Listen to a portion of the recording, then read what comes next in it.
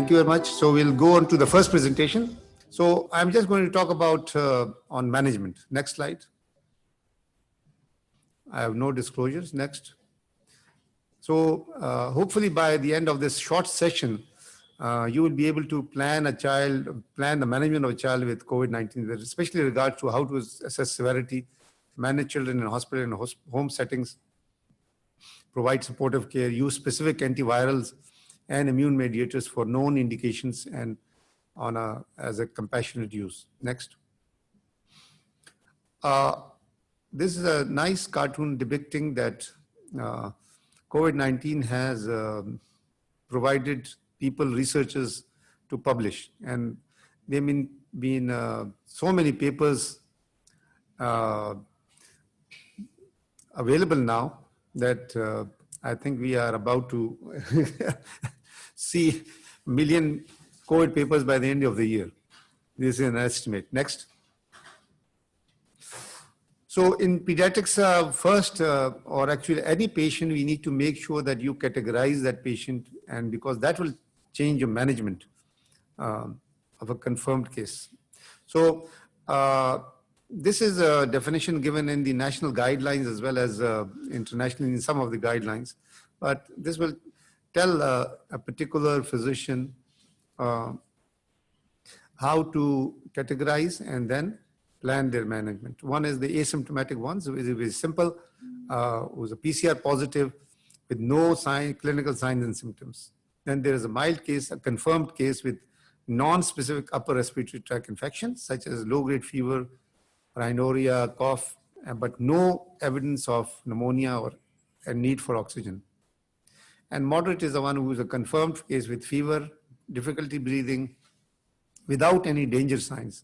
And there is radiological evidence of pneumonia, and with or without the need for oxygen. And oxygen saturation is usually less than 94, but more than 90. Severe case is a confirmed case who is having all the above symptoms, but at least with one danger sign, and together with evidence of pneumonia and or other danger signs such sepsis, septic shock, respiratory failure, ARDS, multi-organ failure. Next. This is another definition which can be used as well. And this is a little more simplified, I think. Mild or moderate disease in which there is no new or increased oxygen requirement. Severe disease in which there is new requirement for additional oxygen or increased requirement from baseline without new or increased need for ventilatory support. And critical disease is defined as a new or increased need for non-invasive or invasive mechanical ventilation, those with sepsis, multi-organ failure, or rapidly worsening clinical trajectory. Next. When you come to management, supportive care is a must for all children. This is the mainstay of therapy for patients with severe or critical COVID-19. Most children will improve with only supportive care, including those with severe disease. I think this is an important point to note, because if you focus on the supportive care, which we'll talk about in a little while, next slide, that children will support. So what is supportive care? Basically, respiratory support in which you give oxygen, in which you may be required to have ventilator support, fluid and electrolyte support, antibiotics as indicated. You should do cultures and any other test which is required for to document any infection. And because bacterial co-infection appear to be there, but it is less frequent. I haven't seen any proven infection yet in children here, at least.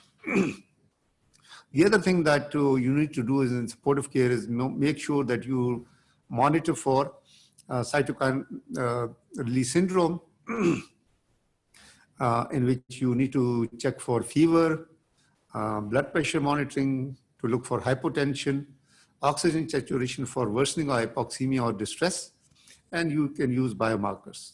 So these biomarkers which should be taken at baseline include CRP, T-dimers, ferritin, LDH, interleukin-6, procalcitonin, etc. And these, remember that what is available in your institution, you can do any of this. Simple CRP should be good enough. Even ESR is mentioned being used instead of CRP because it may not be available. And then you need to monitor some of them. At least in children, we do recommend it to at least to do it 2 to 3 times a week, especially in a patient who is critical, who's sick, or who continues to remain sick with CRP, D-dimers, ferritin, and LDH. Next. Okay, asymptomatic COVID-19 case. This would be a child who's had exposure and who had a test which was positive and it remains asymptomatic. So such a child should be in home isolation for 14 days or isolation in dedicated government centers. You need to educate the caregiver or patient about symptoms and of course educate about the danger signs. Next. What about mild to moderate COVID-19 case? This is guidelines are from the national guidelines in which for mild disease, you need to ensure the hydration status should be good, paracetamol for fever, avoid NSAIDs, and antihistamines can be given. For moderate disease, besides IV hydration and fever medicine, you need to make sure that they may require nebulization, saline drops for nasal, antihistamines, of course. Antibiotics may be needed for moderate disease. Ampicillin or ceftriaxone is preferred for secondary bacterial infection, and you can escalate to broad spectrum antibiotic if needed. Remember that simple ampicillin and ceftriaxone is good enough for your routine pneumonia, but sometimes hospital pneumonias require more broad spectrum antibiotics. Antiviral oseltamivir may be needed in a flu season, especially if it's H1N1 is positive. Next. What about severe COVID-19 with ARDS? So the main thrust in that child would be airway management with oxygen therapy, high flow by oxygen, and mechanical ventilation. Especially, you need to make sure that they are mechanically ventilated early on to make sure that they do not collapse during hospitalization. Need to monitor the vitals. You need to make sure that the intake output is being monitored to ensure hydration, fair hydration. But hydration should be conservative, especially in severe case in which there is especially no evidence of shock. Simple paracetamol should be good enough. Give empirical antibiotics to treat suspected bacterial infection, and oseltamivir can be given if there is any evidence for influenza. Next. What about the antivirals? Remember that antivirals have been touted as one of the therapy, but they are used in selected patients and should be considered on case-by-case basis. And usually it is recommended that they should be in the context of a clinical trial if available. Potential indications should be used only depending on the severity, the clinical status, existing evidence of effectiveness, and underlying condition of the child as well. And of course, these are children who have documented severe acute respiratory syndrome because of SARS-CoV-2 infection. These children are usually those with severe or critical disease, mild or moderate disease with underlying comorbids. And there are a lot of comorbids that you can think about, including like heart disease, asthma, immunosuppressant, child with immunosuppressive disease, etc. Next. Specific medication that we can talk about is remdesivir, for example. It's the preferred antiviral agent. It is a prodrug of a nucleotide analog that inhibits RNA-independent RNA polymerase. It has shown to be active against coronavirus. And data suggests, especially in adults, that it is moderately beneficial, but if they are not critically ill. The other thing is well tolerated, and benefits for critical disease is uncertain. So remember that point. Next. Remdesivir should not be administered with HCQ or hydrochloroquine or chloroquine because it decreases remdesivir's antiviral activity. It was usually initially in the pandemic phase that it was authorized, it got emergency use authorization for hospitalized children with adults with severe COVID-19 in the US. These are those with oxygen saturation less than 94% on room air requiring supplemental oxygen, those on mechanical ventilation or requiring ECMO. For children, it is usually recommended to use on a compassionate base. The dose is 5 milligram loading dose on day 1 and then 2.5 milligram every 24 hours for 5 to 10 days. Children who are above 40, the adult dose can be used, which is 200 milligram once and then 100 milligram daily for 5 days or up to 10 days, especially if they are on mechanical ventilation. Some of the next picture.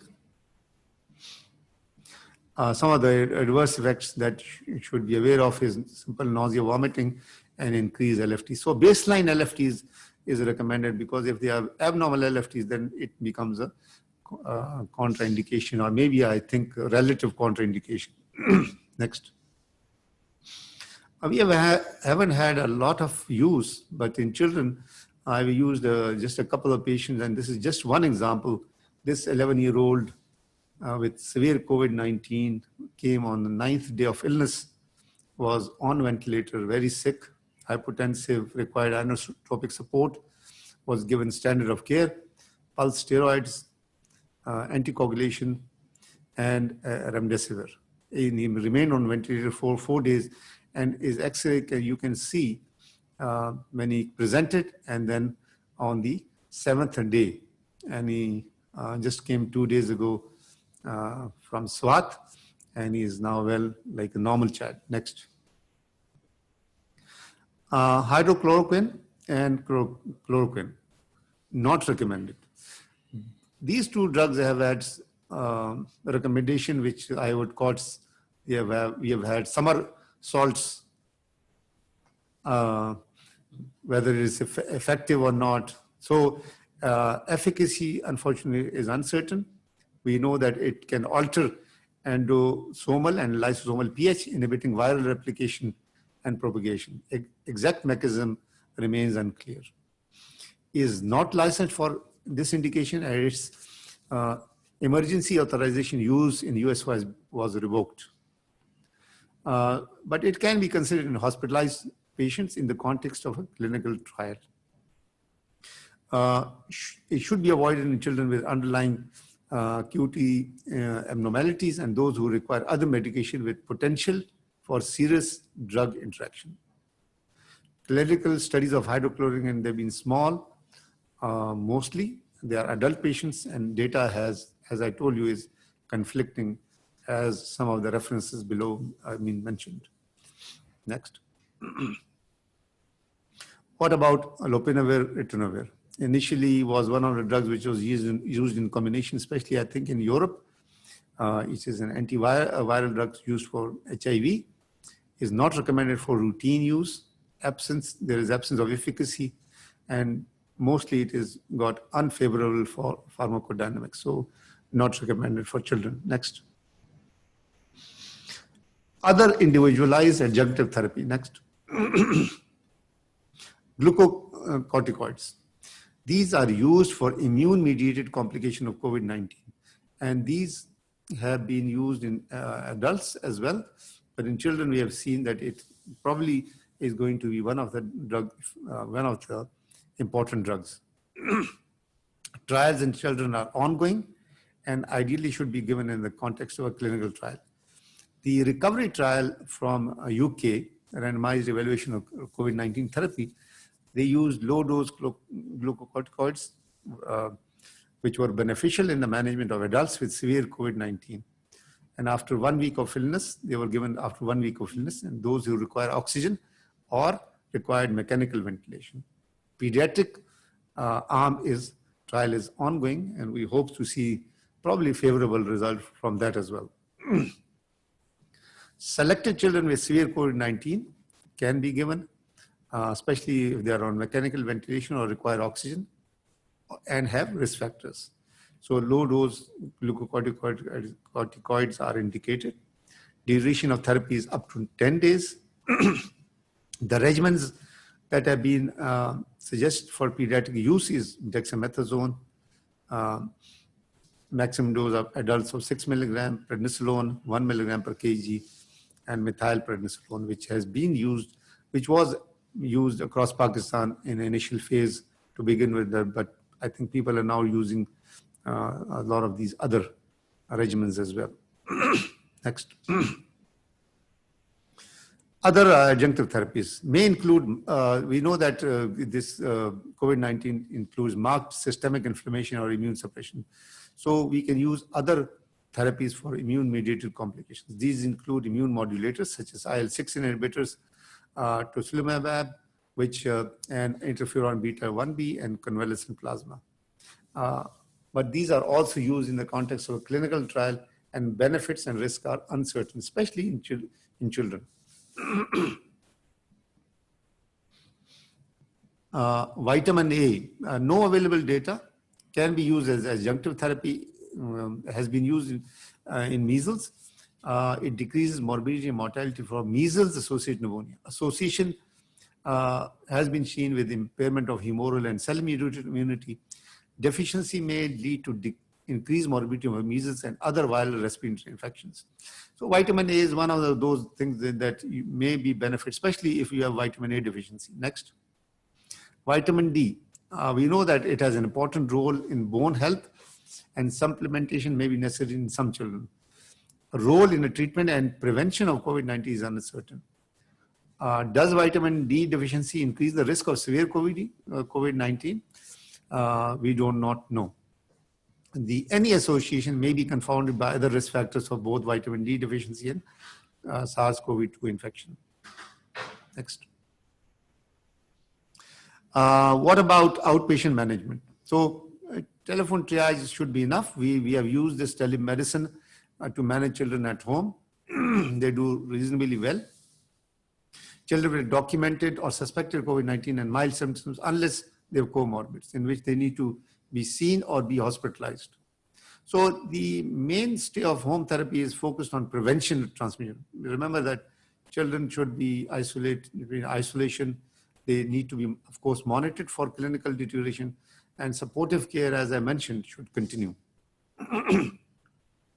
Clinical course for symptomatic children and adults may be prolonged just in adults that we have been now seeing. So what to watch for in these children who are managed at home? They need to be watched for danger signs, which include severe respiratory distress, difficult breathing, including infants, chest pain or pressure, blue lips or cyanosis, and findings associated with shock, such as cold, clammy, mottled skin, confusion, etc. Next. Unproven interventions. HCQ and other investigations should be used only under the supervision of healthcare provider, as described above. Misuse of other non-pharmacologic forms of investigation agents is usually not recommended. Chloroquine phosphate is not recommended. Use in home aquariums. Ivermectin may lead to severe toxicity, and deaths have been reported by these unproven interventions. In Pakistan, of course, there are many other interventions that are what you call local treatments available. Anyway, next. What about post-exposure prophylaxis? Post-exposure prophylaxis is not recommended. No agent has been known to be effective for preventing COVID-19. HCQ, initially that was touted as one of the agents, is not effective in preventing infection. Remember that people was talking about HCQ. These are drugs, important drugs used for rheumatologic conditions, but COVID came and it actually put a lid on their treatment as well, or at least hampered their treatment. Next. Just a few minutes on multi-inflammatory syndrome in children. It's a rare complication. Rate has been defined as 322 per 100,000. Incidence about 2 per 100,000. Children with multi-system inflammatory syndrome meet criteria for complete or incomplete Kawasaki disease as well. Differs as we are seeing this, these are children who are older and adolescents as well. Classic KD, if you remember, affects younger infants, younger patients. And higher incidence in East Asia, China, etc. And MISC is a little bit unusual that in Chinese literature, not much has been reported. Next. Pathophysiology not understood, maybe abnormal immune response to the virus, like macrophage activation syndrome and CRS, and likely is a post-infectious phenomena. Next. Clinical manifestation with MISC have been numerous, but fever is predominant. All the other systems may be involved. Next. Clinically, you may see these clinical findings such as shock, criteria for Kawasaki disease, myocardial dysfunction, AKI, etc. Next. And lab findings that you may be able to see is abnormal blood count, especially lymphopenia and thrombocytopenia, which in Kawasaki we usually see thrombocytosis, and increased inflammatory markers, CRP, ESR, etc., elevated cardiac markers, hypoalbuminemia, etc. Next. On imaging, echocardiogram may show a decreased LV function, coronary artery dilatation.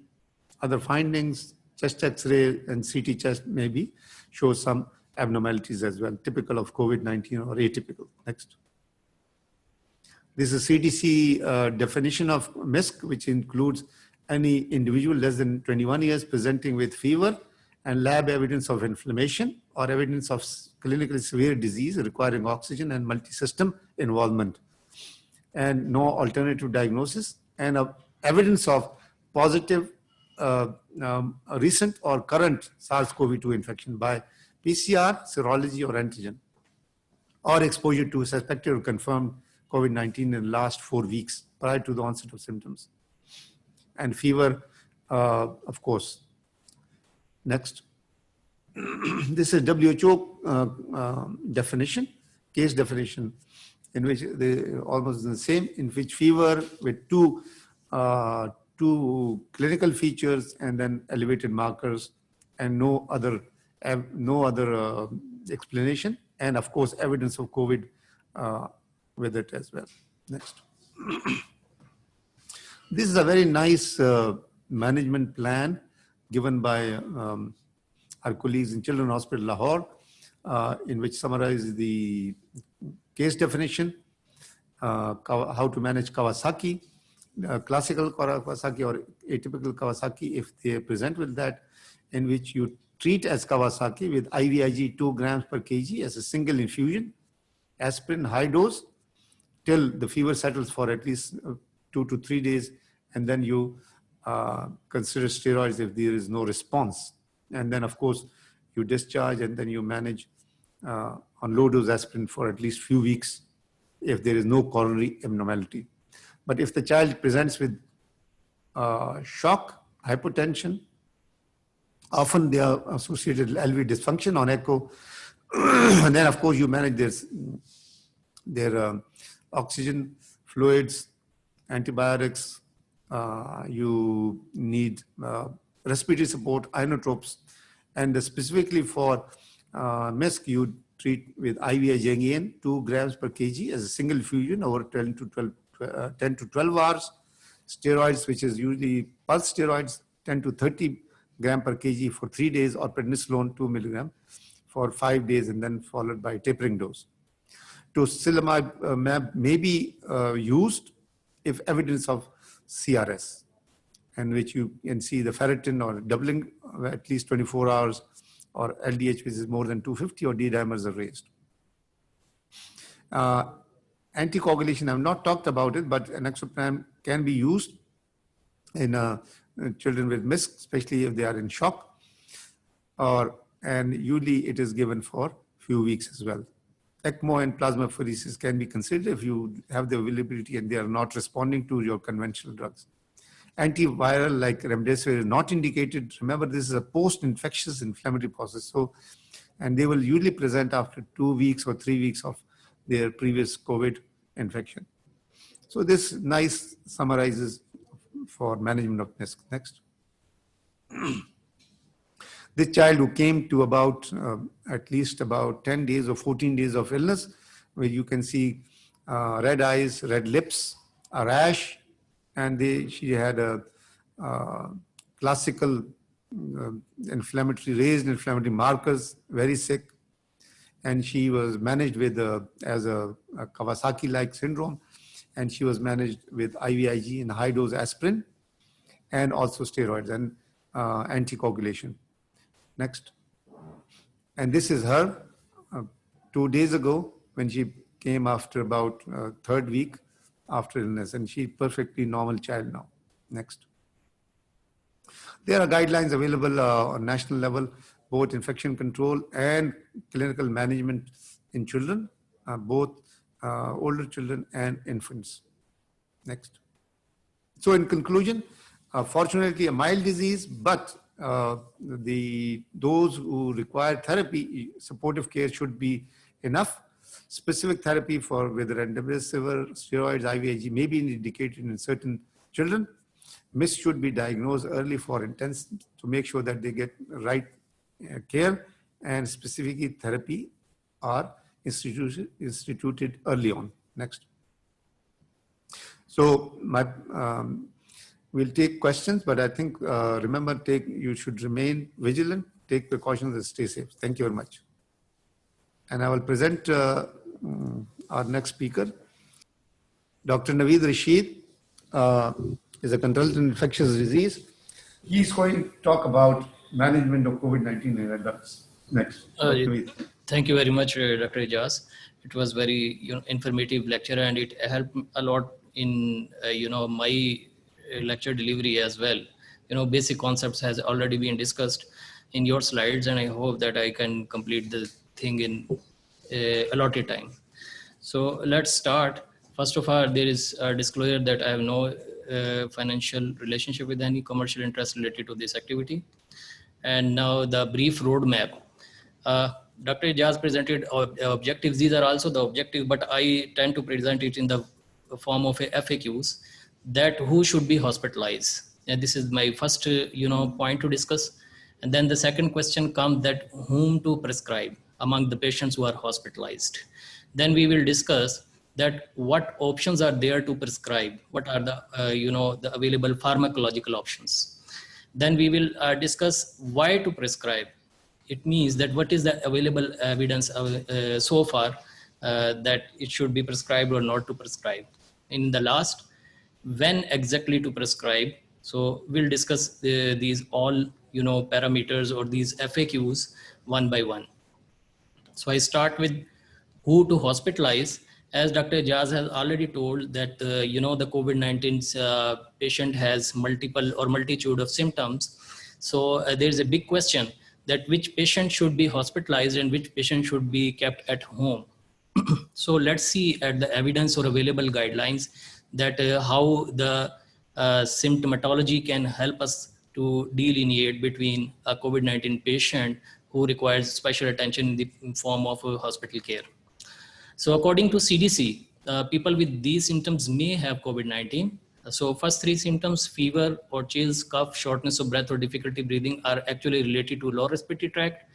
Then there are some constitutional symptoms like fatigue, muscle, body aches. And then there are 4 symptoms related to upper respiratory tract like headache, new loss of taste or smell, sore throat and congestion, runny nose, and then some GI symptoms. So it's a constellation of symptoms that can present with COVID-19. So let's see what WHO says about the symptoms. So WHO states that most infected people will develop mild to moderate illness, and this is a good thing, and recover without hospitalization. According to WHO, most common symptoms are fever, dry cough, and tiredness. So again, related to, respiratory tract. Less common symptoms are related to other organs like aches and pains, sore throat, diarrhea, conjunctivitis, headache, loss of taste or smell, skin rash, fingers or toe discoloration. And the last portion is very important. That is actually serious symptoms: difficulty breathing or shortness of breath, chest pain or pressure, if you feel that, or loss of speech or movement. So these are the danger signs or serious symptoms that Dr. Ijaz already mentioned, that these are the patient who should, if they are living at home under some special care, they should be, at least consulted with the doctor whether they need a hospitalization or not. So this completes my first, part of the presentation. Then we move on to whom to prescribe. So once the patient has been hospitalized, I'm going to skip those patients who are not hospitalized, because they, with the virtue of the presentation by Dr. Ijaz, that those patients only require supportive care and vigorous monitoring if they develop any danger signs. So I would directly jump over to the patients who are hospitalized, and among those patients, if you are a doctor sitting there or standing there and you are thinking, what should I prescribe to what type of patients? So it's a thinking process. So let's see how clinically we can divide this COVID-19 if a adult patient is hospitalized.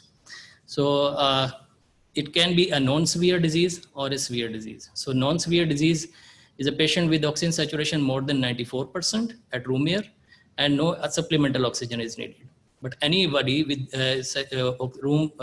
oxygen saturation less than 94% at room air can be categorized easily as severe disease. This severe disease can be further divided into two more categories, that is non-critical and critical, based on the requirement of respiratory support in the form of oxygenation or artificial respiration. So if the patient is requiring only low flow oxygen, then this is a non-critical disease. So this classification is for all practical purposes, and most of the studies are recruiting the patients on the basis of this classification. Then critical disease are the patients who require high flow oxygen or non-invasive form of ventilation or mechanical ventilation or ECMO. So once we have decided that this patient falls into non-severe or severe category, we can move on.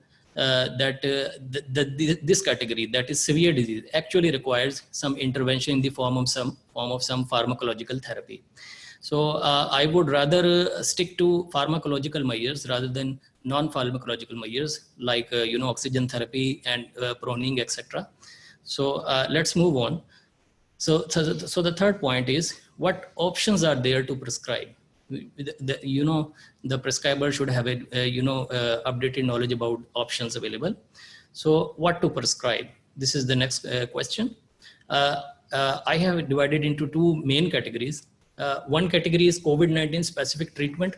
Then the list contains antibiotics of different kinds and immunomodulators. And the other category is COVID-19 non-specific treatments that contains statins, non-steroidal anti-inflammatory drugs, ACE inhibitors and ARBs, and many more. Due to lack of time, I would rather stick to COVID-19 specific therapy. So why to prescribe this COVID-19 specific therapy? What is the evidence available? We know on a lighter note that this has been 9 months when this global pandemic started. And within 9 months, global research has been mature enough. Let's see what this research is almost equal to a pregnant full-term pregnancy. what it is going to deliver? Is it a bad news or good news? Let's see. So our research is mature by 9 months now. So why to prescribe? So what is the evidence? So I would briefly discuss one by one all antibiotics and immunomodulators as given in the list. Antibiotics list contains some antivirals, some antibacterials, some anti-malarial, some antiparasitic, and I wonder when we will have antifungal in this list, in the same list. Then immunomodulators contain glucocorticoids, convalescent plasma, interleukin pathway inhibitors, cytokine inhibitors, kinase inhibitors, and interferon. First of all, antivirals. There are two most important and well-known antivirals, remdesivir and favipiravir. Let's discuss about remdesivir. As Dr. Jas has already told, it is the RNA polymerase inhibitor. So I would jump over to the latest available evidence. This was the first evidence published in Lancet. The title was Remdesivir in adults with severe COVID-19 in April. So it was a study conducted in China on 237 patients. It was a 2:1 randomization trial in which one arm was given remdesivir and other was placebo. Symptom onset to enrollment was 12 days or less, and time to recovery was seen in this patient in this trial, and results showed that there is insignificant statistically insignificant difference between time to recovery between two arms. And similarly, 28-day mortality showed a statistically insignificant difference.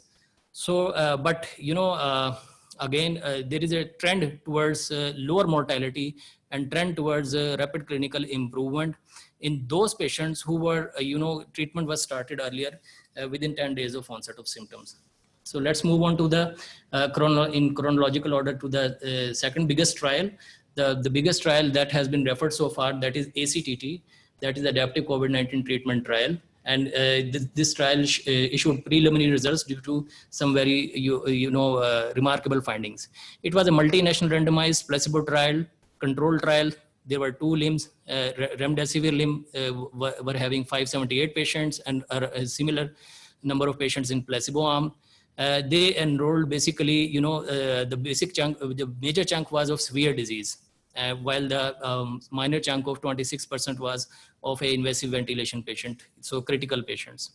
So time to recovery results showed that median, there is a 4 days earlier time to recovery.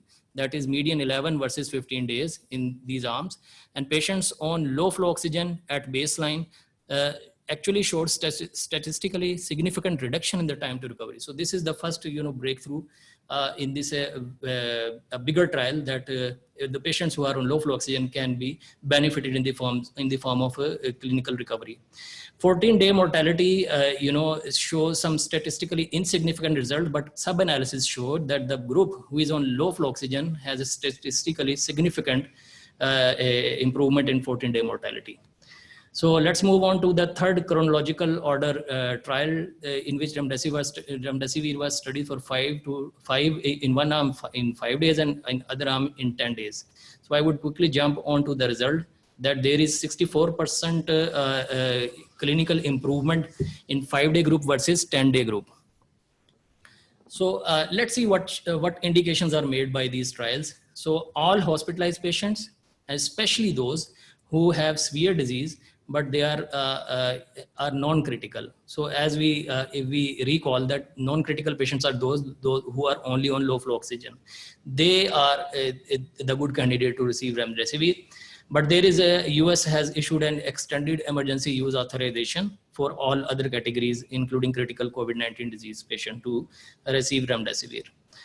Contraindications has already been discussed, so I would skip it. Now let's move on to favipiravir. This is similar RNA polymerase inhibitor. Again, it is actually basically used in Japan, in Asian countries, so East Asian countries, and it is available for treatment of influenza in some Asian countries, and also available in India for mild COVID-19 treatment. So basically, non-severe category diseases being treated actually in India by favipiravir. So let's see what is the evidence available. There is an experimental treatment with favipiravir for COVID-19, an open label cohort study. It was a smaller study. One arm was having 35 patients of favipiravir versus lopinavir-ritonavir arm having 45 patients. And the results showed there is faster rates of viral clearance on favipiravir arm. Another study that is just published, favipiravir for the treatment of patients with moderate COVID-19. It is a phase 2 to phase 3 multi-center randomized trial done in Russia, and it was a randomized open-label trial with 3 arms. One arm had a favipiravir dose, higher dose, and second arm has a lower dose of favipiravir, and third arm has a standard treatment. So they have seen that hospitalized patients who are on room air or receiving supplemental oxygen, these are the patients who are recruited, and the results showed there is 61% viral clearance at day 5 with favipiravir. So let's move on to antibacterial agent, the most controversial one, azithromycin, having, some, it is claimed that it has some immunomodulatory properties, some anti-inflammatory properties apart from its atypical bacterial cover. The evidence available so far, the stronger evidence is always studied with HCQ. So the first study I'm showing is published in NEJM in July, hydroxychloroquine with or without azithromycin. So there were 3 arms. One arm was HCQ plus azithromycin, another was HCQ alone, and then control arm. So let's jump on to the conclusion that HCQ alone or with azithromycin did not improve clinical status at 15 days. Similarly, reduction in mortality though seen, however, it failed to adjust for the critical confounders of the disease severity and the use of steroids. So another trial, there is a list of trial. These are, 1 randomized control trial, 3 non-randomized studies that have actually concluded that there is no mortality reduction. And as far as the QT prolongation, which actually potentiates with the combination of these 2 drugs, according to 1 randomized control trial, 2 studies and a case control study, again, there is a significant risk of QT prolongation. So let's move on to IDSA updated guidelines that was just updated 7 days ago about this combination, that the guideline panel recommend against the use of either HCQ alone or in combination with azithromycin in the hospital setting as higher certainty benefits. That is, for example, mortality reduction are not highly unlikely, even if additionally high quality randomized trials would become available. Now move on to chloroquine HC and hydroxychloroquine. In vitro data shows that it inhibits SARS-CoV-2, but control trials, the biggest one is the recovery trial with 175 NH UK hospital with 11,000 patients enrolled and randomized. In the HCQ arm, 1,500 patients were randomized. In placebo arm, around 3,000 patients were randomized. And the result was there is no difference in 28-day mortality. And even length of stay was not different. So among other control trials, National Institute of Health US on 20th June 2020, they just halted clinical trial of hydroxychloroquine. The reason being HCQ treatment does not harm, but provide no benefit. Similarly, WHO's Solidarity trial for COVID-19 treatment on 6 July 2020, and their interim analysis showed that there is no reduction in the mortality of hospitalized COVID-19 patients. So as a conclusion, there is no use of HCQ or chloroquine in the hospitalized patients. Then we move on to ivermectin. That is an antiparasitic agent. In vitro data shows that there is a potential therapy based on in vitro activity against SARS-CoV-19, but in vivo data and various clinical studies are underway. The drug levels used in vitro far exceed those achieved in vivo with safe drug dose. So if you can see, ivermectin peak serum concentration with 30 milligram dose is 84 nanogram per ml.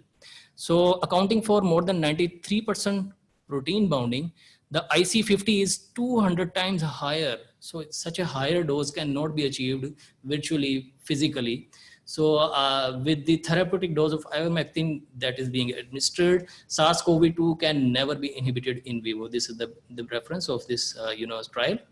Now move on to immunomodulators. The first immunomodulator, that is dexamethasone. Control trial. Recovery trial again has shown a landmark result. It's an open label randomized trial in which one arm was given dexamethasone around 2,000 patients and against standard of therapy around 4,300 patients.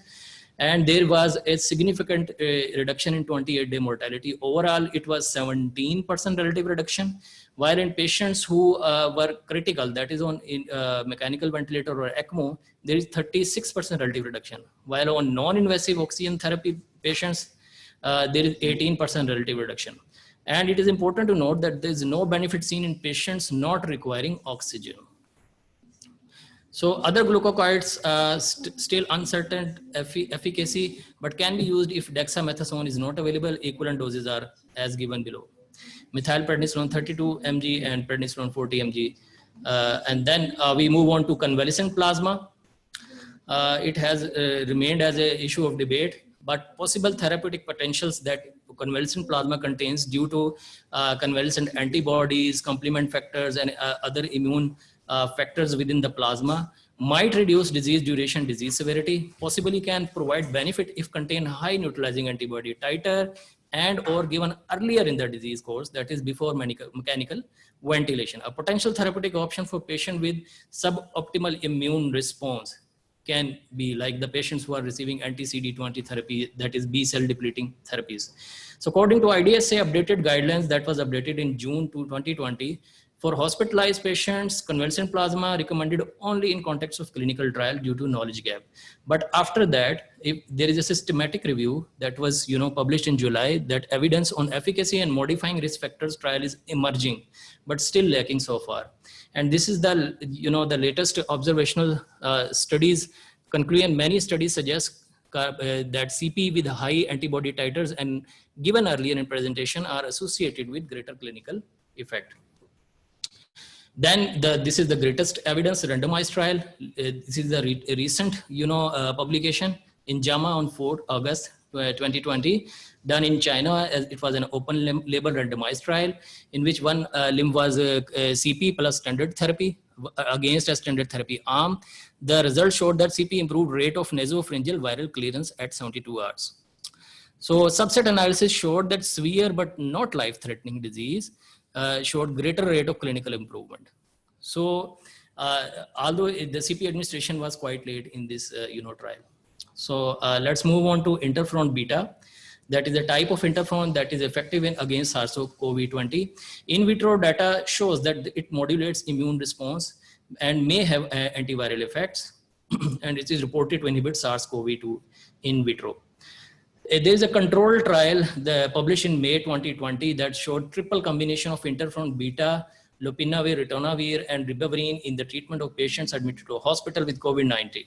Okay, there were 3 study arms. One was given interferon with ribavirin and lopinavir. Other was given ribavirin plus lopinavir, ritonavir, and third arm was given lopinavir only. So intervention arms showed earlier viral clearance that contains the interferon. So there is a new formulation in the market in the form of inhaled interferon, and the trial is underway. Interleukin pathway inhibitors, interleukin-1 inhibitor is anakinra, then interleukin-6 inhibitors, that receptor blocker is tocilizumab, sarilumab, then direct IL-6 inhibitor and cetuximab. Let's see what evidence is available against anakinra. Anakinra is actually following the footprints of tocilizumab. It is being justified by the authors that when there is a shortage of tocilizumab, anakinra can be tried. And they tried it, retrospective cohort study that was published in Lancet in 7th May 2020, that done in Italy. And it showed that they took 2 cohort, anakinra cohort and retrospective cohort. And the outcome at 21 days showed that there is CRP reduction and improvement in respiratory function.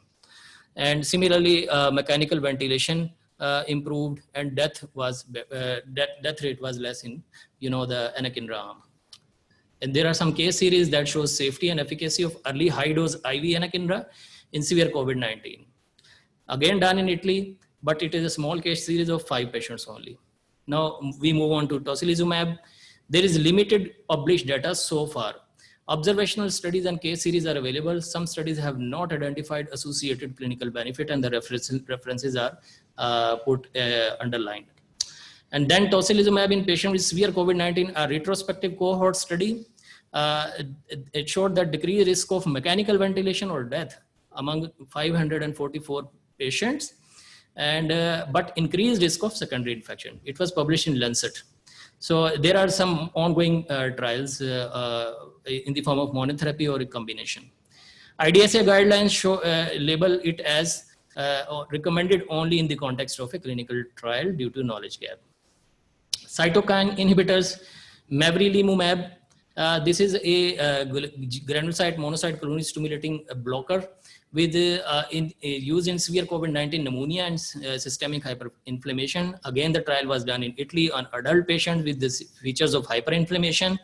Mavrilimumab group had 17 patients against control of 26. Outcome showed clinical improvement, and mean time to improvement also improved. Then there are some kinase inhibitor, ibrutinib, baricitinib, ruxolitinib, and acalabrutinib. There are some smaller studies I just quoted here, some for each agent. So let's move on to the last point. And this is the, the crux of the total discussion.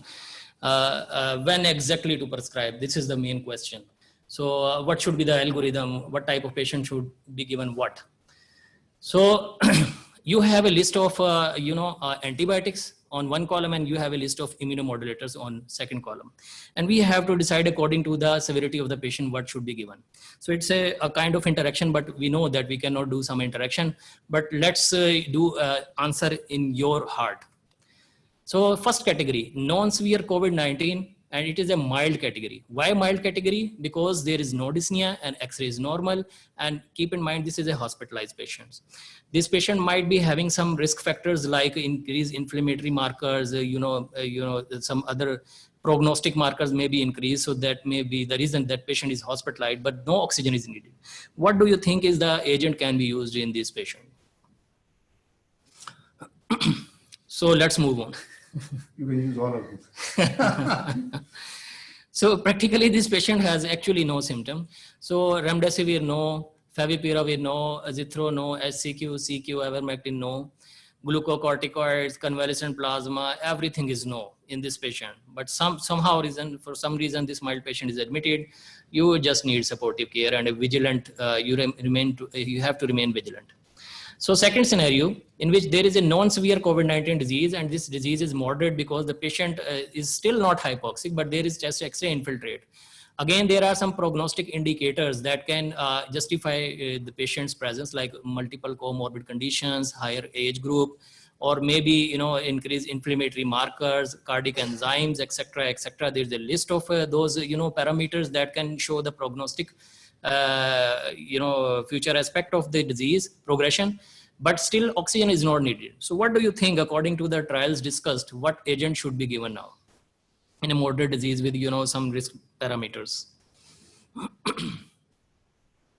So I'm going to move on. Remdesivir, there are some studies are showing some modest effect, but again low certainty of evidence, so fingers are crossed. Then, so if you give it, you have to be more vigilant. It should be given under, some observation or maybe under some trial. Favipiravir, maybe under some trial condition can be tried because this is an oral agent and has also been tried in some countries in other influenza viruses and, other emerging viruses. It's an oral therapy, can be given in a stable patient, but under a trial or monitoring surveillance condition. Azathioprine, again, no. SCQ, no. CQ, no. Ivermectin, no. Glucocorticoids, no.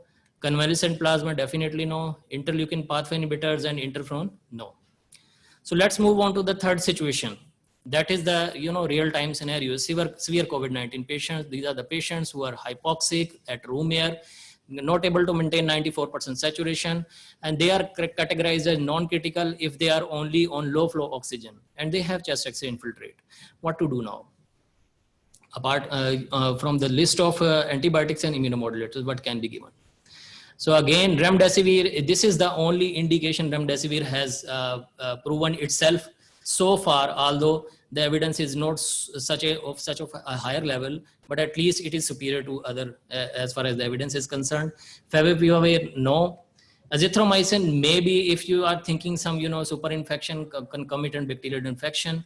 SCQ, no. CQ, no. Ivermectin, no. Glucocorticoids. So the recovery trial has shown that, the UK trial has shown that glucocorticoid has effect in those patients who are dependent on oxygen, and it should be preferred in those patients who are on oxygen, low flow oxygen. So convalescent plasma, maybe if there are some these patients are sick and there are raised inflammatory markers, you have to be more vigilant, and it should be only given under the trial registration. Similarly, interleukin-6 pathway inhibitors, still the evidence is developing, and recommendation is that if it is required at all, should be given under a trial. Interferon, no. So another is critical scenario in which patient is hypoxic with chest X-ray infiltrate, and patient is either on high flow oxygen or non-invasive ventilation. Again, what can be given? So let's start. Remdesivir, no. Remdesivir is actually given accelerated approval by US FDA for, critical condition as well as for, non-critical condition. But as far as the trials are concerned, there is a big no for remdesivir in high flux, non-invasive ventilation. Patients similarly no for favipiravir. For all other agents, now move on to immunomodulators.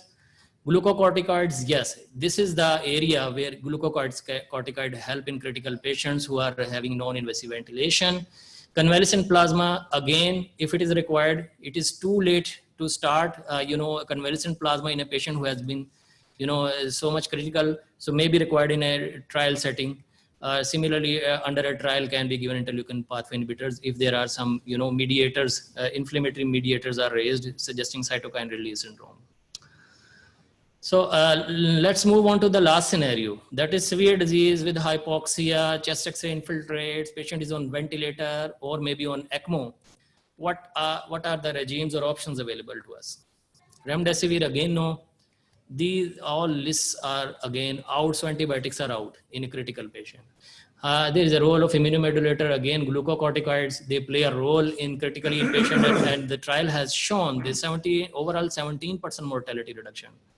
Similarly, convalescent plasma, again, no. Maybe interleukin pathway inhibitors are required if the patient is critically ill due to cytokine release syndrome.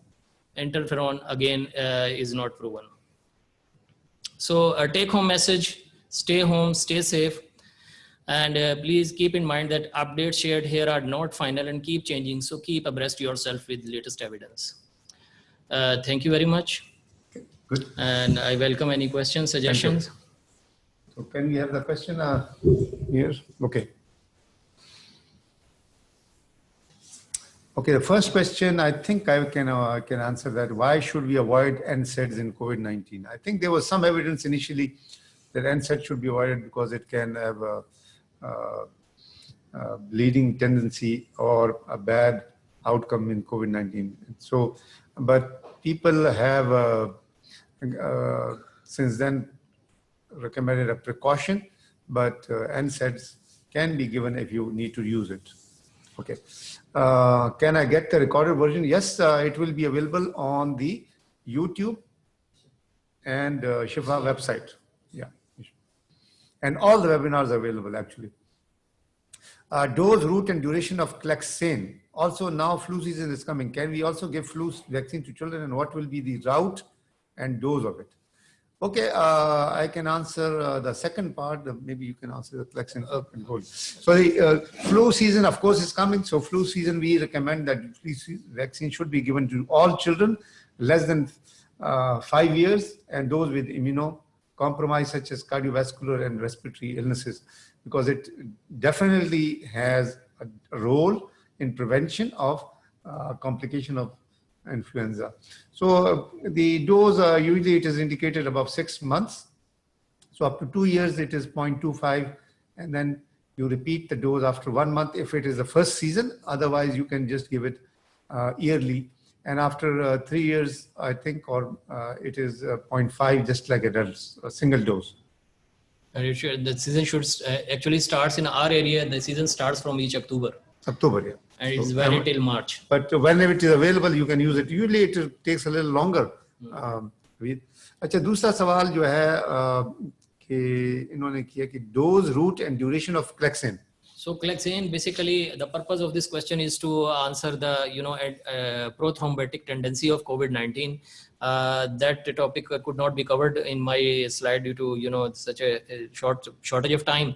But if there is a critical patient who has tendency of prothrombotic illness like raised D dimers, you can give a prophylactic dose, half, that is 0.5 milligram per kg per day. 40? That is 40 milligram for a 70 kg adult or 80 kg adult. But if there is a high D dimers that is more than 2000 on a mechanically ventilated patient, or if the patient is not mechanically ventilated, then more than 1000, you can give a full prophylactic dose, that is 1 milligram per kg per day. 80 milligram. 80 milligram. But therapeutic dose is a different scenario if there is a thromboembolic event. Question number 1 from Dr. Muhammad Asif Jalil Saab. What is the role of cortisol in COVID-19 and role of antioxidant in COVID-19? So far, the evidence is silent on this thing. I have not come across any, data that in which cortisol was tried, or cortisol was given, or the levels were measured. I don't know what was But the other steroids, yes, there is. yes, other steroids, they have the role. Cortisol, how it will work. Frankly, I have no clue that what is the role of cortisol in COVID-19 and role of antioxidant in COVID-19. Again, I think there is no evidence no for evidence, it. no Yeah, evidence. there's no evidence. But you can use all the other healthy food is definitely helps. So antioxidant की जो भी foods हैं वो आप available, कोई खास चीज आपने जरूरत नहीं आपको लेने की. अच्छा जी, दूसरा सवाल आपने किया है कि age group in children that should be wearing a mask. Usually it is above 3 years. ये फेस मास्क जो क्लॉथ मास्क को वो पहन सकते हैं. और doctor Iqbal Khan, what is the management of reinfection? Is it different with previous one?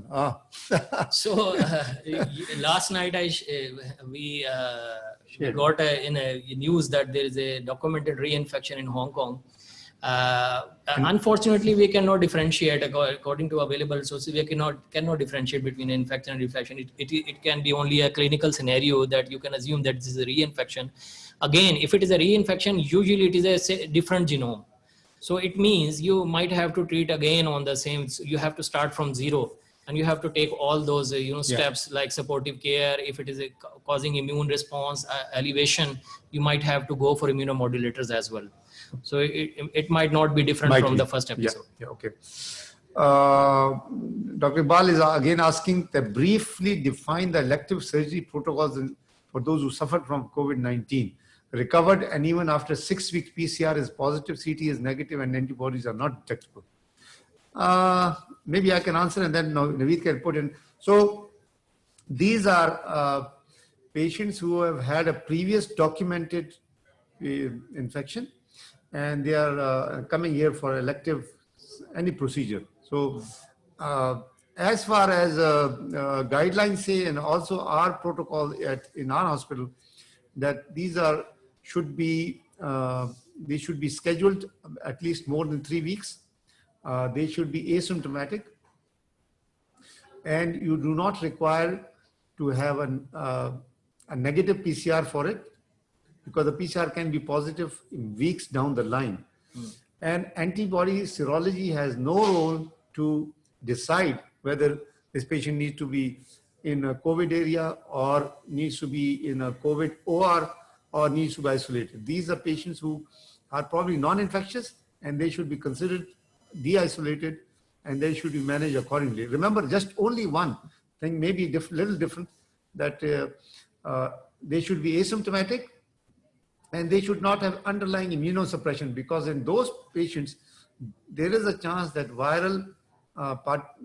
virus is still active even more than 3 weeks. Correct, Dr. Naveed? Exactly. This is the point, that there are some studies that have shown that the infectivity of virus is actually dies out within, the 8th day of, symptom onset.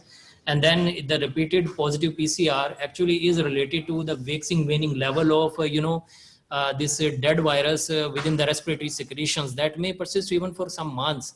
And, the clearance of this virus actually depends upon your immune system. How active is your immune system? How rapidly it clears it out. So antibodies have no role in decision of surgical protocols. But yes, if it is, as Dr. Ijaz said, that if it is at least 3 weeks from the symptom onset, we can easily assess based on the symptomatology, and negative PCR, it should be a go ahead. And the 20 days comes actually, Dr. Naveed is correct, that the usually virus infectiousness or viability is almost negligible after 8th day. But some studies have indicated that they may be up to 20 days. So the 3-week time period is for that purpose. Based on that. Yeah. So next, is there any study noted that temperature has some effect on this pandemic? So I think we are going to celebrate anniversary of COVID-19 in coming 3 months time. And when we were in the cold season, we were expecting that the warm weather will die it off, but it's not happening. I don't expect anything like that. Number 2 point, but I actually emphasize each and every time that the virus needs a vehicle from one person's mouth to another person's mouth. That can happen even a very hot environment. If you are living within a room and you are close by each other, then the temperature has what to do when the virus will just jump from within a close proximity to the another person's respiratory system. There is no, No. external environment role in that. There are some studies that I came across. I do not go into detail, but there are some studies to the effect, and it tells you that temperature probably has no effect at all. Remember that a lot of studies around Pakistan, they have the pandemic is going full blown going on, so no effect at all. अच्छा जी, दूसरा सवाल जो है, flu vaccine dose route for adults, and can we give it to pregnant females? Yes, it is 0.5 ml every yearly, and it should be started for intramuscular. And again, the season starts from October when this vaccine is issued for. And remember to note down that this is for the year. For this year, for example, it should be mentioned on the vaccine that it is for year 2020 to 2021.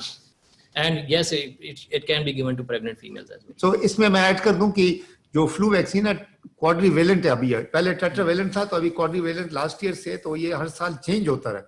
सो वो हर दफा जो है ना updated वाली vaccine पिछली साल की नहीं लगानी चाहिए जब तक अगर वो चेंज होगी, खास करके. और जहां तक प्रेग्नेंट फीमेल का ताल्लुक है, ये बहुत इंपॉर्टेंट सवाल आपने किया है कि जो प्रेग्नेंट खातून होती हैं उनके लिए influenza vaccine is safe, it should be given. Yes. Or it actually protects both severity and decreases morbidity, mortality in pregnant, because this pregnant female is at high risk of severe disease.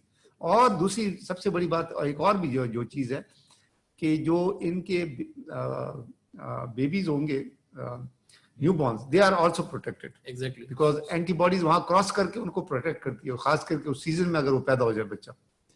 Farah is asking about how does loss of smell last, how long after corona in adults, and do we need to take any medication for this if one tested negative? It's a tricky question. We are taking azithromycin even for the suspicion of COVID-19, and amazing fact that the side effect of macrolide is loss of smell. So you never know. Azithromycin's half-life is more than 72 hours. So it is drug effect, it is, it may be disease effect.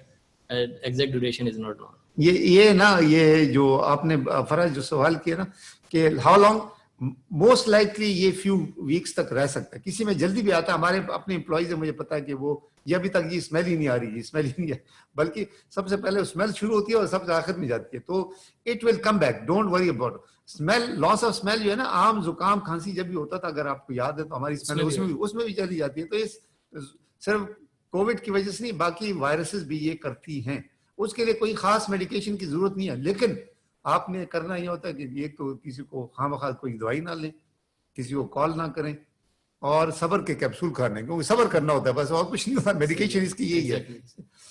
अच्छा जी, दूसरा सिरिमला ने बड़ा important role of anticoagulation not discussed.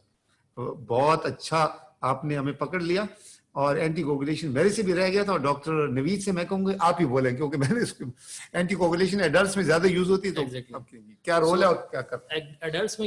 as compared to children, there are it depends on the range of the age of the presentation of the patient. If it is elderly, there are so many comorbid conditions that can perpetuate to procoagulant effect of the disease. Whenever somebody is moribund or bedbound, there is an increased perpetuancy to develop coagulation, and the only way, or the only documented way to when to give anticoagulation so far is the levels of D-dimers, and even the guidelines suggest that you should follow your institutional protocol. So because these D-dimer levels or FDP levels are different in different labs, so there is no set parameter that at which level, what level of anticoagulation should be done. It depends on your institutional protocol, what protocol they have developed.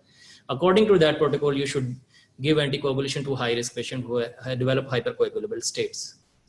दूसरा सवाल एक अच्छा सा है कि how many days of PCR negative one can break isolation and join duty. Okay, so there are guidelines for de-isolation or breaking isolation from CDC, WHO और European. तो usually है कि अगर आपने करना है सिम्टम बेस्ड, तो अगर आप बीमारी आपकी शुरू होगी, जैसे कि बुखार हो गया, तो बुखार से आप गिनेंगे और 10 दिन के बाद आप वो ब्रेक कर सकते हैं। लेकिन पिछले अभी जो एक मुझे देख रहा था कि एक दिन बुखार नहीं होना चाहिए या 3 दिन नहीं होना चाहिए, और आपके सिम्टम्स इंप्रूव होने चाहिए काफी हद तक, तो फिर आप आइसोलेशन, तो 10 दिन कम से कम गुजर जाए, इंप्रूवमेंट हो जाए, बुखार 3 दिन से ना हो, ये उसका ये आंसर है। सिम्टम बेस्ड डी आइसोलेशन की पॉलिसी है। और जो वो है उसकी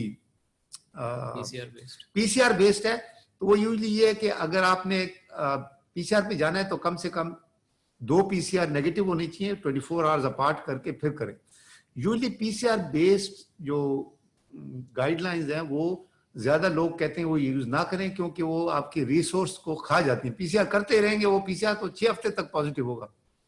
और जहां तक ड्यूटी ज्वाइन करने की बात है, तो आप डीआइसोलेट हो गए, आपके सिम्टम्स कोई नहीं है और काफी हद तक बेहतर है, तो आप ड्यूटी ज्वाइन करें, but with taking due precaution. वो यही है कि आप मास्क पहने, ठीक है, अपने हाथ धोना है और अपने मुंह उसको टच ना करें, जस्ट इन केस आपका पीसीआर वो वायरस अभी भी जिंदा है तो आप किसी और को ट्रांसमिट कर सकते हैं।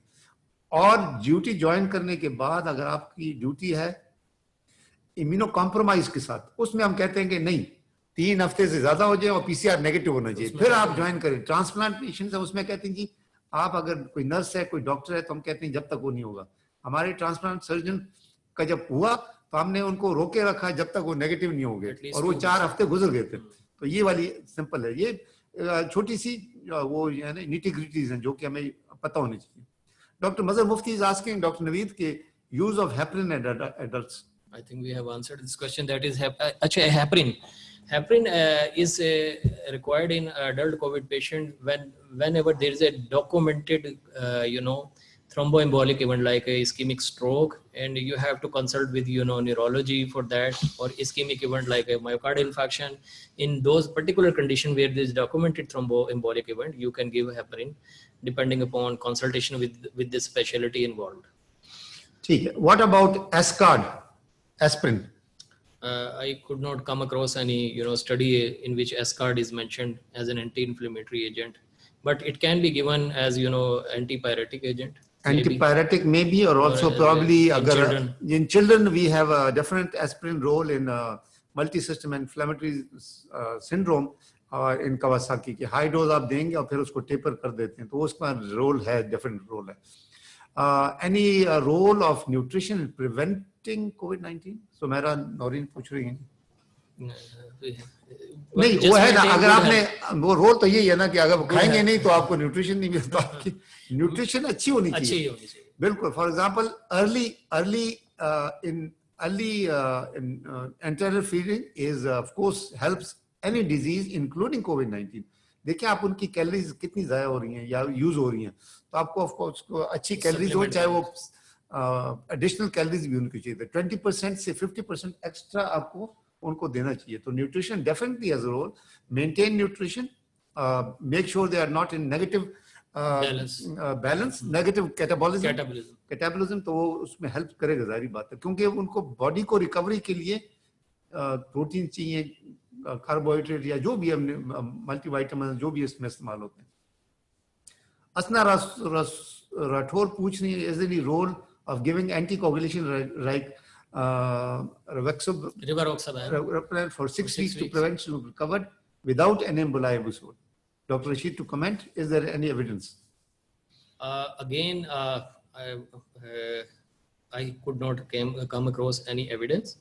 But in scenarios where there is a hypercoagulable state and you are going to discharge the patient and your primary team decide that this anticoagulation should be continued and subcutaneous or other modes of administration are difficult, rivaroxaban has been as a role. So oral therapy भी है, oral switch भी हो सकता है, और खास करके अगर वो पहले से ले रहे हो तो उसको वापस आपने उस पे कंटिन्यू करना चाहिए। लेकिन अगर उनको कोई एम्बोलाई नहीं हुआ तो प्रॉब्ली लिमिटेड रोल है। और वो कुछ लोग देते हैं, काफी इस पर बहस हमारी एक दफा हुई थी जब हम नेशनल गाइडलाइन बना रहे थे, तो बिलाखिर हमने कहा था कि 4 हफ्ते, किसी ने कहा, किसी ने 2 हफ्ते, उसके बाद तो 2 हफ्ते का हमने कहा जी 2 हफ्ते तक आप एंटीकोगुलेशन कर सकते हैं जिनमें जरूरत थी, या उनकी जो अगर वो प्रो थ्रोम्बोटिक इवेंट हुआ हो या एविडेंस हो. How long one should take oral anticoagulant? Like maybe तो हमने एक जवाब दे Same दिया. question. Same. Dr. Iqbal पूछ रहे हैं, I have more than 10 patients with endothelial damage leading to thrombosis after recovery from clinical 19. ये बिल्कुल ऐसी है क्योंकि इसमें वेस्कुलाइटिस या इन्फ्लेमेटरी रिस्पॉन्स ऐसी होता है ना. Exactly. तो इसमें मे बी वो अगर इसकी एविडेंस आपको मिल रही है on which base you are claiming that this is endothelial damage, if it is due to FDP, raised FDPs and D-dimers, and there is no other alternate explanation to those raised FDPs and D-dimers, then you might be right that this is endothelial damage causing prothrombotic condition, maybe microemboli. That makes a justification. Otherwise, if it is raised due to some other condition like malignancy, like pregnancy, or some other pelvic masses, etc., then probably you have to, weigh the risk and benefit of using this anticoagulants. Salimullah पूछ रहे हैं कि role of zinc, vitamin C, vitamin D, most of physicians prescribe this medication. Any evidence? Again, you should maintain your normal, as long as you can take orally, you should maintain your normal healthy diet. You can get all these things from your normal healthy diet. Salim, मैंने कुछ ना इसका जवाब वो children में दे दिया था. Vitamin D का तो दे दिया, विटामिन सी और जिंक मेरे से वो मैंने देखा नहीं. लेकिन ये कि पोटेंशियली ये है कि इनका रोल है, क्योंकि ये सारी चीजें जो है ना वो आपकी न्यूट्रिशन को बेहतर कर दी. आपको जो डैमेज होता है टिश्यूज के, उसमें हेल्प कर सकता है. बस इतना ही रोल है. कोई खास एविडेंस अभी तक इनमें कोई नहीं है जिसको कहेंगे आप रूटीन रिकमेंडेशन नहीं है कोई भी. कोविड स्पेसिफिक कोई रिकमेंडेशन. डॉक्टर मजहर मुफ्ती पूछ रहे हैं pathophysiology of vasculitis thrombosis. Again में भी वो नहीं वो तो MISC का वो. इसमें ये है कि देखें ये होता है पोस्ट इन्फेक्शियस, जो उसको कहते हैं ना वेस्कुलाइटिस होता है, जिसमें कि आपकी the body has responded after resolution of covid making antibodies, making interleukins और ये वाला. तो उसमें फिर ये डैमेज होता है जिसमें कि हमने डायलिटेशन ऑफ कॉरोनरी भी देखी है, स्किन चेंजेस देखी हैं, AKI देखा है, उसमें इवन CNS मैनिफेस्टेशन देखी है, स्ट्रोक देखे हैं, एडल्ट्स में भी देखे हैं, बच्चों में भी देखें. और दूसरा जो है हेपेटाइटिस है, और इस तरह की लंग की इन्वॉल्वमेंट है. तो there is vasculitis definitely which is wide spread. How many children in शिफा?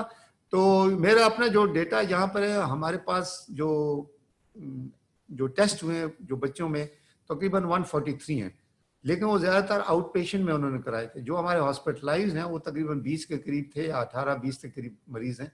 और additionally we have had about 10 patients with multi system inflammatory disease with or without Kawasaki-like syndromes.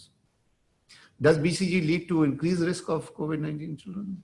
आप नहीं, ये ऐसे BCG का शुरू में बड़ा वो चर्चा हुआ था, लेकिन मेरे ख्याल में कोई अभी तक, जब तक आपकी लॉन्गिट्यूडनल स्टडीज नहीं होगी, इसमें कुछ नहीं बता सकते आप. Informative, thank you very much ji. Kindly explain the infectivity, I think. Effectivity of COVID-19 positive plasma in treating COVID-19.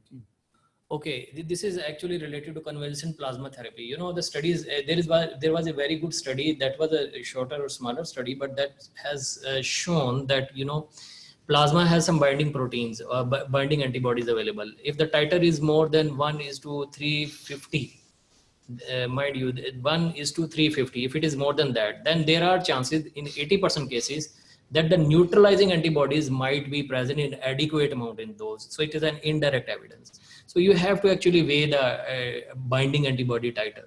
If it is more than 350 or some 354 reading, then it is useful because these antibodies bind to the viruses. But mind you, keep this thing in mind that this plasma therapy is only effective in early stages of the disease, when the virus is active and replicating is causing immune damage. When the virus has already been cleared out and there is a post-infectious inflammatory response or hyperinflammatory response, probably in that case, it is too late to give convalescent plasma therapy. Important question, Dr. Musarrat Puchne, is the first wave of COVID-19 over in Pakistan or about to be? What is the criteria of clearance of COVID-19 in a country? I think it's an epidemiologist question or public health. इसमें ये है ना कि देखें cases तो कम हो रहे हैं. अभी हमें ये सेकंड वेव शायद आए शायद ना आए, अलग ना करे. फर्स्ट वेव तो आके शायद अभी खत्म हो रही है या on the way, that's what it looks like. At least अगर हम अगले मुहर्रम के बाद कम से कम 2 हफ्ते 3 हफ्ते इसी तरह गुजर जाए, तो यूजली अगर आप देखें ना, एक वायरस का जो रिप्रोडक्शन टाइम होता है जिसमें कितने इन्फेक्ट होते हैं, तो इसका इन्फेक्टिव जो रिप्रोडक्शन वो है नंबर है, वो है कोई 4-5 के करीब है। लेकिन अगर वो उससे कम हो जाए, जैसे कि 3-2 रह जाए, तो इसका मतलब है कि वो कम हो रहा है। तो रिप्रोडक्शन टाइम के इन्फेक्टिव कितने आगे एक से कितने होते हैं, अगर वो जो उसका जो मैक्सिमम है उससे कम होता जाए, और अगर हम देखें इसका 2-3 के करीब आ जाएगा, तो then should be good news. So that is why I said कि statistician they keep the track of this record and they can show a good highlight on this. After 2 weeks, we will actually planning to have a public health speak about exactly this question about trajectory and what to expect and what to do about new future pandemics and second wave and whatever. Aisha Sandhu, abhi 2-3 सवाल रह गए, फिर then we will finish. What are the complications of COVID-19? Some recovered patients complain of tachycardia, extreme fatigue. So this is the complaint, most common complaint about after so many viruses. So that is called post-viral fatigue syndrome. It is a very common happening, and it might be related to some emotional or psychological aspect that the patient has developed, has gone through this trauma, been hospitalized, or there's this social stigma, and then there is a fear that I might have recovered but I might be suffering again, or might be carrying this virus to the others. So tachycardia might be related to that, and the extreme fatigue is a very common symptom after any viral infection, and that can happen. अच्छा, दूसरा आपने सवाल ये prophylaxis antibiotics at home for mild to moderate patients, we can't give remdesivir or azithromycin as you mentioned, so that we can give them besides antihistamines and Panadol. For sure, that the available evidence only shows that supportive care is required. The data initially showed that out of 100 patients who are infected, 80% are self-limiting and they have mild disease, na? So mild disease 80%. अगर आपके 10 लोग हैं, 10 में से 8 ने खुद ही recover कर जाना है, then why to expose them to an unnatural or unwanted harm with an antibiotic or and some drug? So the problem patients are only 2 out of 10. That is 20%. Who are in hospital. Who are in hospital. और उनकी आप assessment सही करेंगे तो उनमें भी आप पकड़ेंगे कि इनको जरूरत है नहीं है, उसमें evidence कोई sepsis का है, कोई और चीज है, जो कि बहुत कम है वैसे, कि एडेड कोई और बैक्टीरिया वो हॉस्पिटल की वजह से हो सकता है, सेंट्रल लाइन हो गया, नमोनियाज हो गए, वेंटिलेशन को, बाकी तो हमने नहीं देखे, ऐसा कोई नहीं है।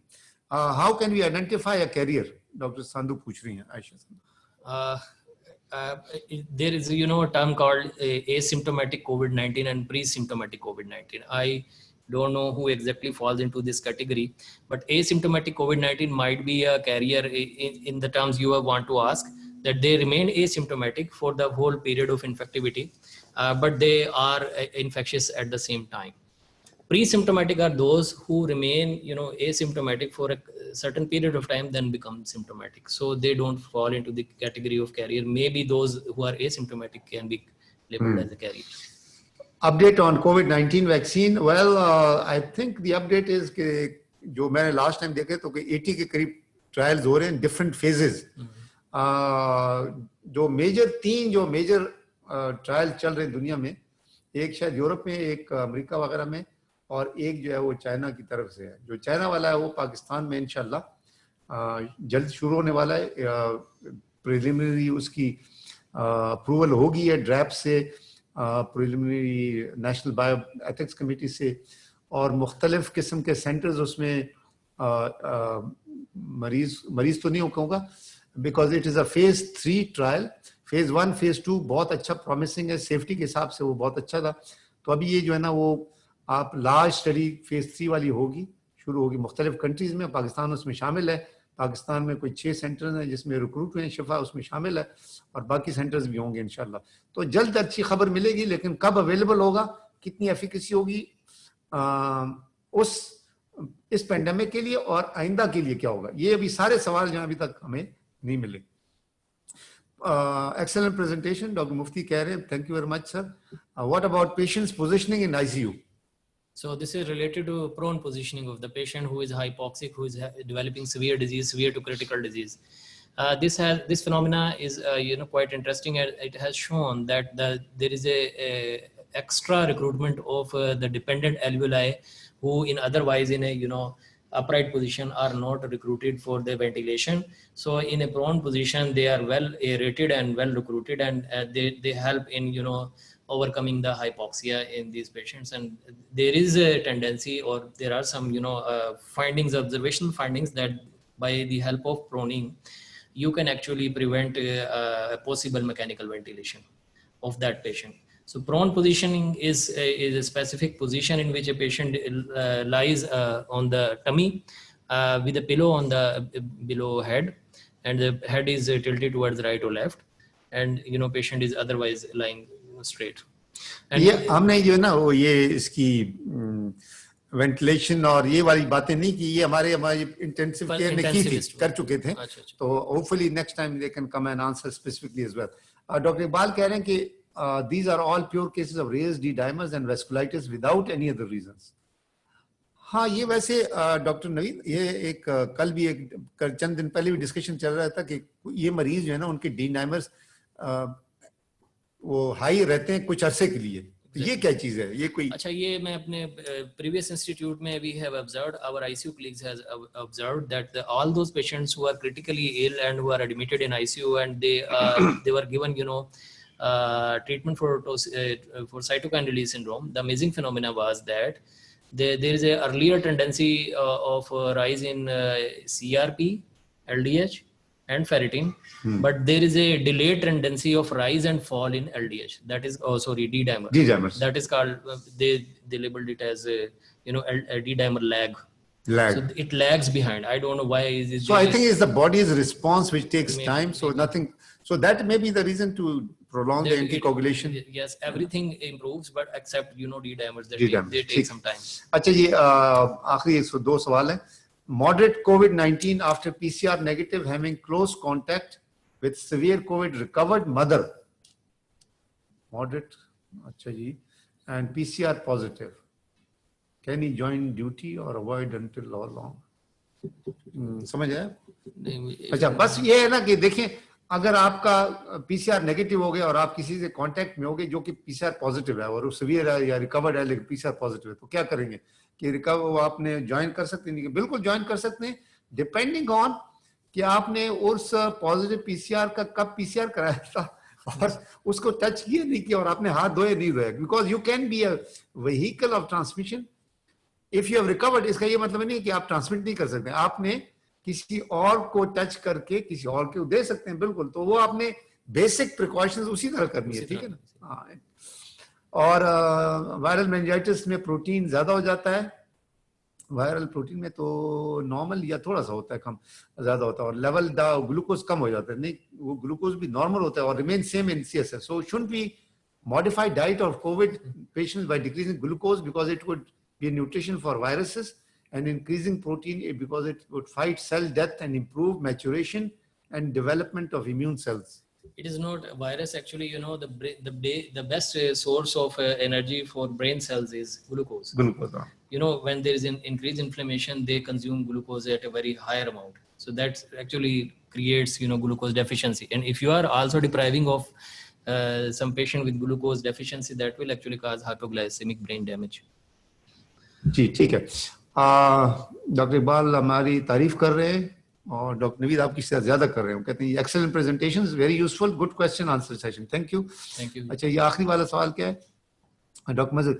Actually it is said before it is inflammatory informative. Okay, नीचे आखिरी वाला जो सवाल, हाउ मच चांस ऑफ री infection of Covid, how much immunity? ये मेरे ख्याल में हमने जवाब दिया. इम्यूनिटी री इन्फेक्शन के चांसेस अभी तक कोई खास नहीं आए. एक जो अभी डिस्क्राइब हांगकांग वाला, वो उन्होंने देखा कि एक और वायरस जो कि जीनोम उसका डिफरेंट था, बस एक ही केस हुआ अभी तक. तो अभी तक कोई खास एविडेंस हमारा नहीं है. Next, informative. Thank you very much. So we come to the end. Thank you very much. It has been a long and good session. I think everyone was involved. We had almost close to 500 participants. On behalf of Shiva International Hospital, PGME office, Naveed and myself, thank you for joining. Hopefully we'll see you next week. Next week we have cardiology, an important and very two good speakers. Hopefully, we'll see you next time. Thank you. Take care, stay safe, and please remain vigilant. Thank you very much. Thank you very much.